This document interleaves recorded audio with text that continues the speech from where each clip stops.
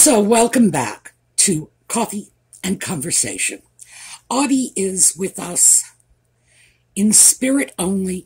It is my Audie coffee cup as usual.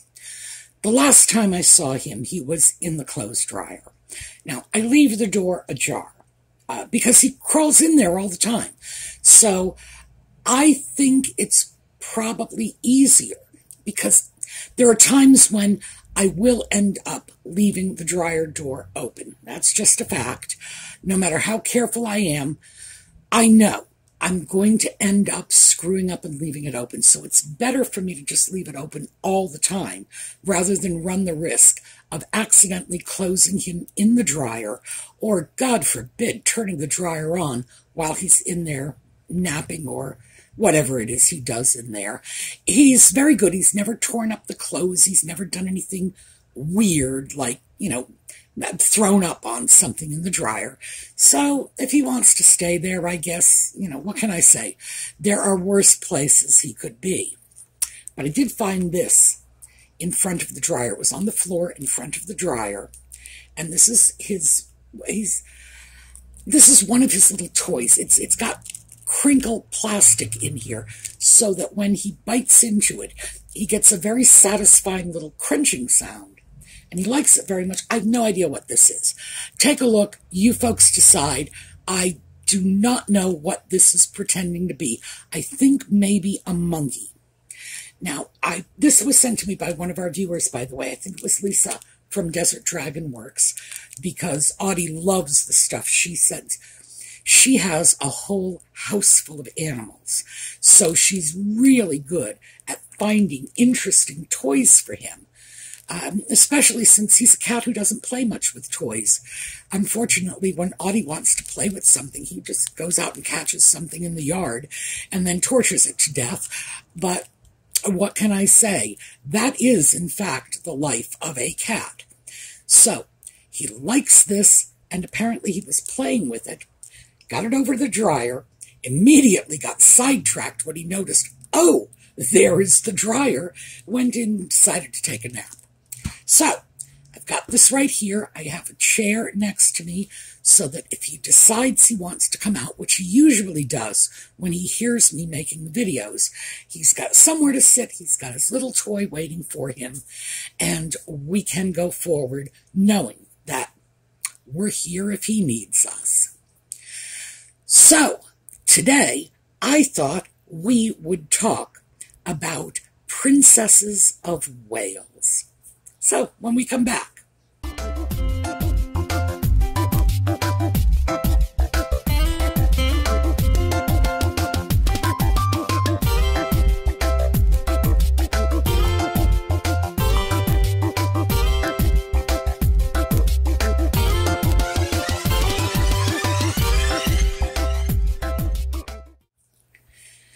So the thing that put this in my head is a couple of news stories lately, tells you there's not much going on in the world, about Princess Catherine.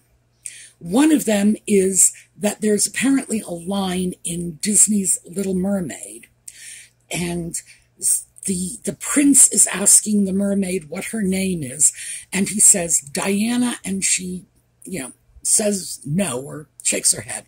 I've never seen the movie. And then he says Catherine, and she shakes her head and makes a face. And that's been interpreted as dissing Catherine. Frankly, I think Diana Catherine is dissing them both. But interestingly enough, the pro-Meghan faction seems to be fond of Diana because you kind of have to be with the two of them sleeping in a bed with Diana's hair in a box next to it, and apparently there's a picture of Diana in the room looking down on them. This is just, I am seeing a complete dissertation on this. It's enough to make me want to go back to college and take a graduate course in psychology, because, yeah, that would be my dissertation. Yummy. Anyway, there was that one, and there's this one. I'm going to read this one to you because it doesn't trip off the tongue. This is from a show called Citadel, and apparently it stars Priyanka Chopra, who, again, apparently was at one time, possibly still, who knows, a friend of Meghan Markle. But I don't even know what to say.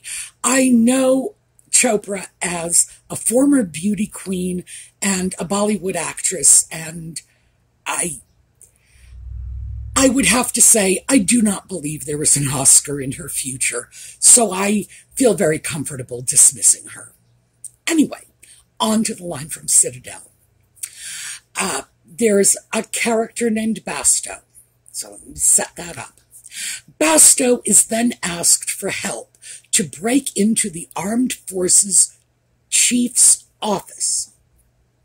I don't know what armed forces. It prompts him to say, "The Chief of Armed Forces, you might as well have asked me how to get between the legs of the Duchess of Cambridge." Now, as you can see, it's not a line that trips off the tongue. The writer should be fired. The line should actually be, "Break into the Chief of the Armed Forces office. You might as well have asked me how to get into Kate Middleton's knickers."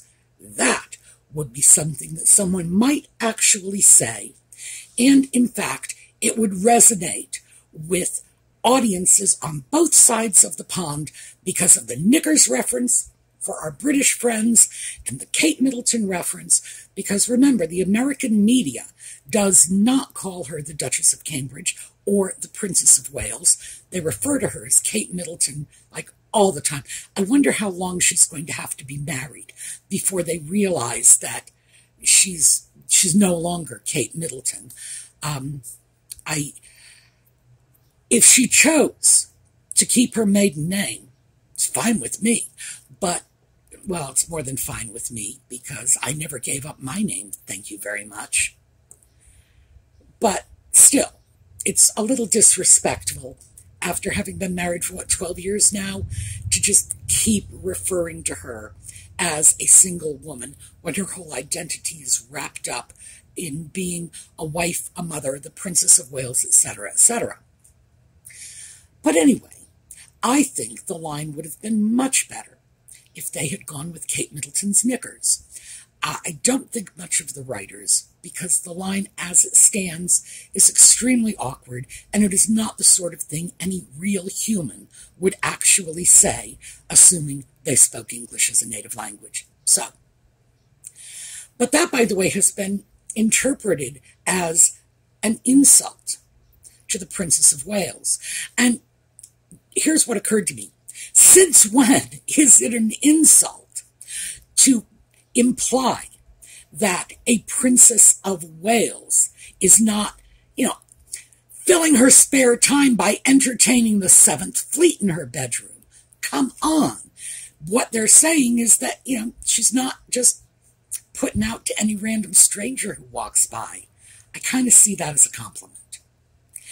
I'm starting to, not be able to relate to the world I'm living in these days. But that is allegedly casting shade on the Princess of Wales. I'm sure she doesn't see it that way. I'm sure her husband doesn't see it that way. I'm sure her children don't see it that way. And as for the rest of us, well, it was a disrespectful comment, to be sure. But insulting? No, not even close. So that got me all wrapped up in Princesses of Wales. So when we start to look at previous Princesses of Wales, obviously the one that comes to mind immediately is Diana. She is the only other Princess of Wales that any of us alive today will have known. And frankly, despite the fact that she was very popular, she was young, she was glamorous, she was an appalling Princess of Wales, utterly appalling. Let's start. Oh, I know, this is controversial, but that's okay. Bear with me because I intend to defend my position. She went on record herself saying that in 1984, now remember, this is the year Harry was born, and she was pregnant with him for most of that year. 1984, she had fallen in love with another man, and we know that was Barry Manicky, even though she didn't mention him by name. She did say she was in love with him. He worked in that environment. That was how she described it. Got chucked out and then died, and that was like the great tragedy of her life. So we know it was Barry Manicky she was talking about, who was also a married man with children, and that the affair began in 84. Now, I have to say, there were only two people who could definitively say when the relationship began, and Barry Manicky was dead, leaving just Diana. So if she says 1984, then that's when it began. I've read information about this indicating that Manicky was not her bodyguard until 1985, but I don't know if that has anything to do with when the affair began. In other words, who says the affair couldn't have begun before he was her bodyguard? It's not like some rule that the only people you can have affairs with are your bodyguards. No. Who knows where they may have met, how they may have gotten together, and what was going on. But in the absence of any denial from Manicky, which is the only thing I would accept, we have to accept Diana's word. She says 84. Well, 84. And do keep in mind that given the fact that she was pregnant with Harry for most of that year, and women remember what went on in their lives while they were pregnant, a woman is not going to say, oh, well, this happened when I was pregnant or within a month of giving birth of the child. No. If they say it, it's because it's so, because these are landmarks in a woman's life. In a way that it might not be such a landmark in the life of the father of the child. So I stand by this. If she says 84, 84 it was, which means that within 3 years of the marriage, she had already hit the point where she was disregarding it entirely. Just who knows, who cares? She is planning to run off with Barry Manicky, and I think she said they were planning to get a little cottage by the sea. It's a very juvenile fantasy. But then again, she was very young, so what can I say? And I'm not going to say that, Charles was a saint in the marriage. This is not, let's indict Diana and there's no blame to go around to Charles. No, I don't think either one of them were really marriage material, at least not at that point in their lives. But here's the thing. Diana was probably a very good brand ambassador for the royal family. Young, pretty, photogenic. Yeah. But Princess of Wales? The mere fact that she claimed to have an affair the year she gave birth to one of her children immediately throws that child's parentage open to question. Do we know? Well, pretty much all Harry's life, people have thrown that out and said, who is his father? And I get that because he does not favor the Windsors in any way. I think he favors the Spencers in a lot of ways, but it's always as if there's that missing element. Who is Harry's daddy? A good Princess of Wales, like the #1 rule is you don't throw the succession into question. A Princess of Wales, well, getting into her knickers has to be the stuff of legend. which is why I think Catherine's very good, because no one's going to be questioning where her children came from. And apparently they're even making jokes about it on television. So, point in her favor. No one is going to say that about Diana. So, it's really a question of, was Diana right for the role? No, well, like I say, brand ambassador, yeah, absolutely. But Princess of Wales, no, she was just dreadful at it. Beyond everything else, of course, I'm going back to the Bashir interview, too.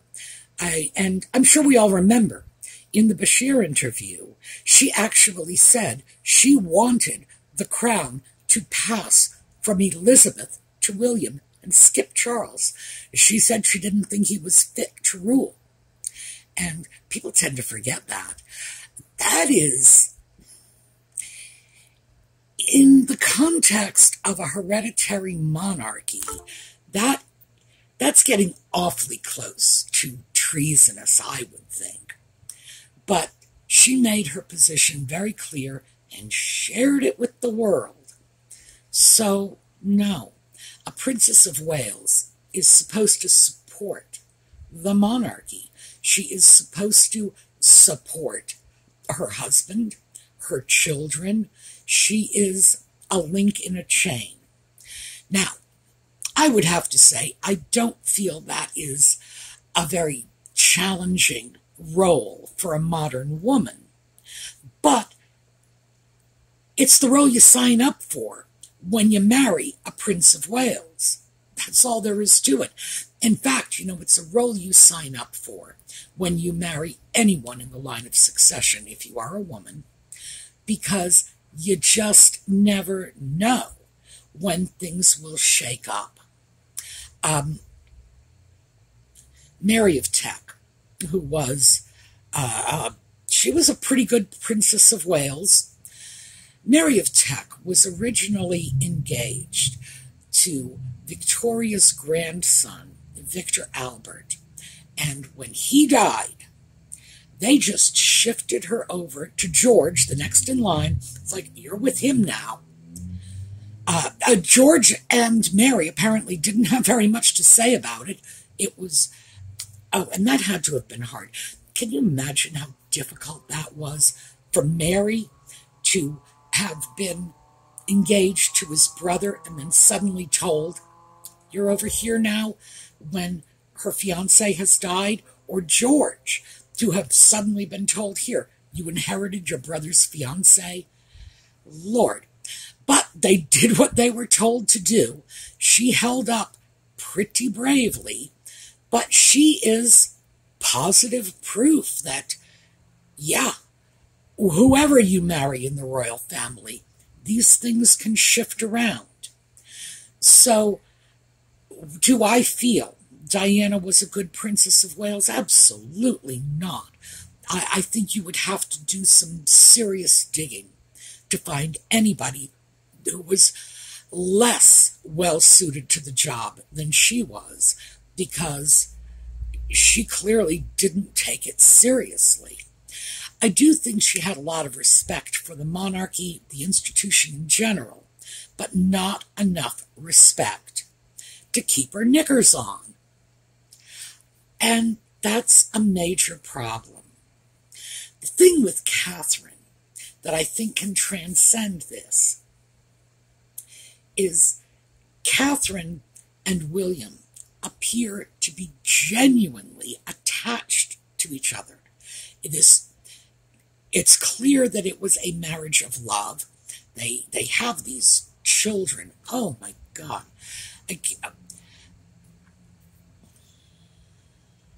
Hyperemesis gravidarum. So, it's gravidarum, that's what it is. Hyperemesis gravidarum. The condition that Catherine suffers from when she's pregnant. All right, holding my hand up. For those of you who are squeamish or have delicate stomachs, turn the sound off. When I'm through discussing this, I'll put my hand down. You can listen again. Hyperemesis gravidarum is not just a little bit of morning sickness. It is barfing your guts out 5, 6 times a day for 9 freaking months, every single day. This is no joke. You get out of bed in the morning with a completely empty stomach, and if you're smart, you'll chug a couple of glasses of water so that at least you have something to throw up, because that really is the first thing you're going to do. It's also the last thing you're going to do at night. If you end up going out in the afternoon, you had better bring a mop bucket with you, because you never know when the urge to heave is going to come on you, and there is no time to deal with it. It's just like, I think I'm going to, that's how quick it is. It is awful. And then when you get to the later stages of pregnancy, there is that constant fear that the convulsions from vomiting like this is going to trigger premature labor, and you're going to imperil the life of your child. And she did this 3 times. Okay, that's it. That was just I don't know how she did it. I do not know how she did it, because it is more dreadful than you can possibly wrap your head around. Seriously, if you haven't been through it, you can't understand how bad it is. And she still managed to do a few public appearances when she was pregnant, which is something I wouldn't have done. I would have been too afraid of just walking down a line, shaking hands with people and getting sick on them. There you go. All right. I'm sorry. Put my hand down. I'm not supposed to talk about that anymore. Anyway, she sure did her bit, didn't she? She came up with 3 gorgeous little kids, and they are bright, well-behaved, happy little children. I think that in her case, because it's clearly a love match, she is clearly devoted to her husband and her children, that she's the perfect person to take that whole Princess of Wales thing out of the Dark Ages and into the 21st century. Now, that's something Diana couldn't do. She was devoted to her children, yes, but she despised her husband, especially toward the end. They could not even bear to be sitting next to one another, and we've seen that. We've seen that repeatedly. So I think she was an utter failure as a Princess of Wales. The only thing she ended up doing was producing one child, whose parentage is not questioned. The other one, we can't say the same thing. So that was it.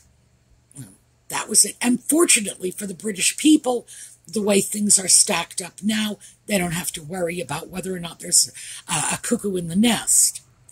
But I just don't see Diana as a great Princess of Wales. As I say, great brand ambassador.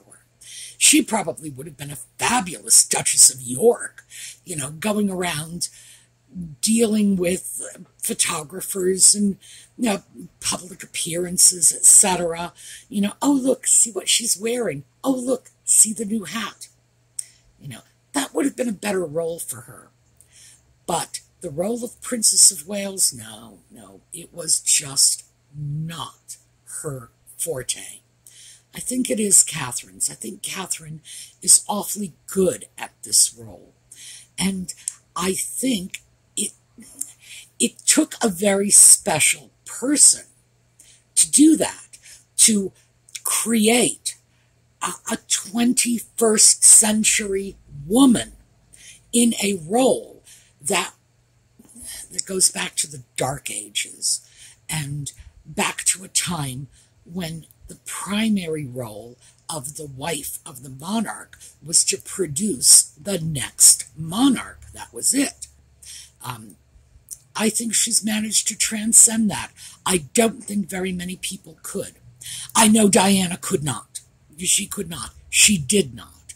In fact, all she did was create chaos. But she was pretty. She was photogenic. She was beloved.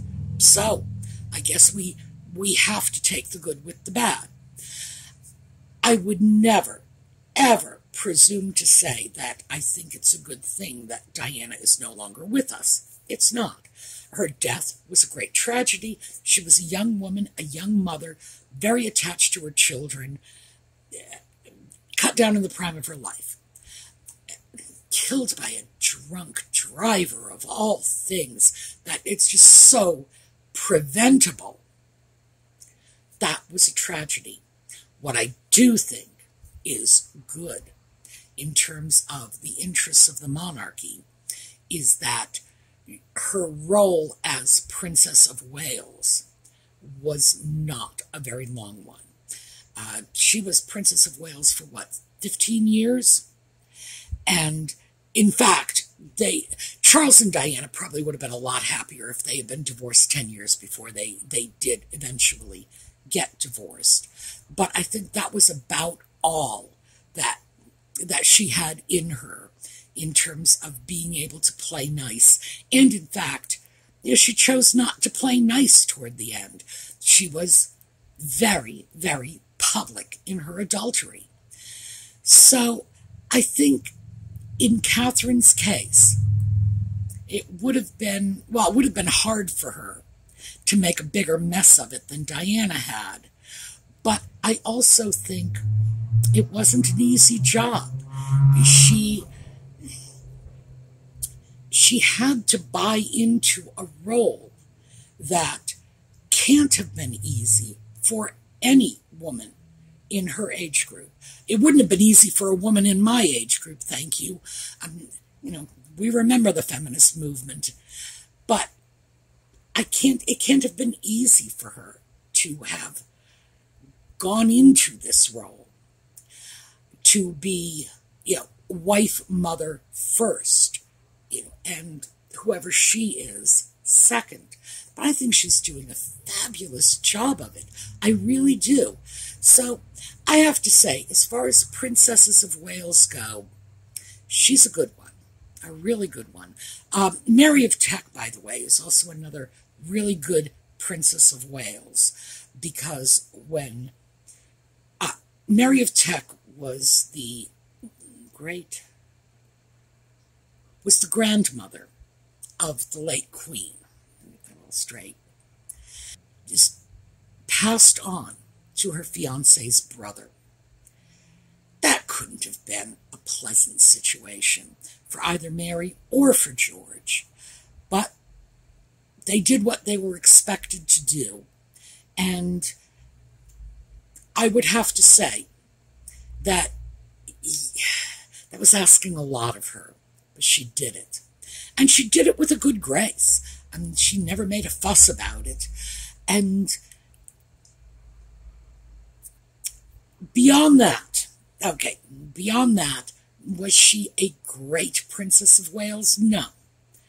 But she did what she was supposed to do. She did what she was expected to do. It certainly must have cost her something. But yeah, that was a good one. The Queen Mum, Elizabeth's mother, Elizabeth Bowes-Lyon, was never a Princess of Wales. I think she would have been a very good Princess of Wales, very much like the best of Mary and the best of Diana. It's important to remember that when Elizabeth, the Queen Mother, was young, well, she was 36 when she became queen. It's not exactly young. It wasn't young then. It was considered middle-aged. And if you look at her photographs, you can kind of see people did age a little earlier in those days.